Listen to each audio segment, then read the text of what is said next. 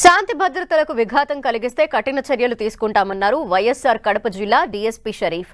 Social media పోస్టులపై TDP, YCP వర్గాల ఘర్షణను సీరియస్ గా తీసుకుంటామన్నారు.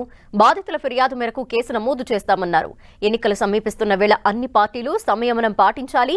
సోషల్ మీడియాలో వచ్చిన ఓ పోస్టుపై ఇవాళ ఉదయం కడపలో వైసీపీ, టీడీపీ వర్గాలు బాహాబాహీకి దిగాయి.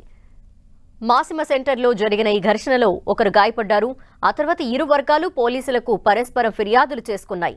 టీడీపీ హత్యా రాజకీయాలను ప్రోత్సహిస్తోందని ఆరోపిస్తూ కడప నగరంలోని 2 టౌన్ పోలీస్ స్టేషన్ ఎదుట వైసీపీ నేతలు ఆందోళనకు దిగారు. టీడీపీ నేతలపై చర్యలు తీసుకోవాలని డిమాండ్ చేశారు.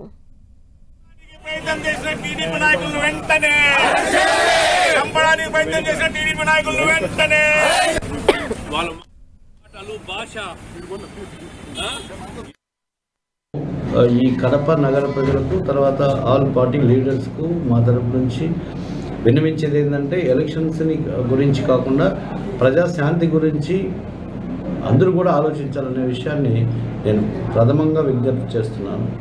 సో ప్రతిదీ ప్రెసిటేట్ చేసుకుంటా ఏదో గలాట్ చేయాలనే ఉద్దేశంతో ఎవరు కూడా ఎటువంటి ఇష్యూస్లోకి పాల్పడద్దండి. ఇఫ్ దే విల్ గో, మేము కూడా డెఫినెట్గా చట్టపరంగా చాలా స్ట్రింజెంట్గా ఉంటాము. చాలా ఫెయిర్గా, ట్రాన్స్పరెంట్గా మేము లీగల్ యాక్షన్ తీసుకుంటాము.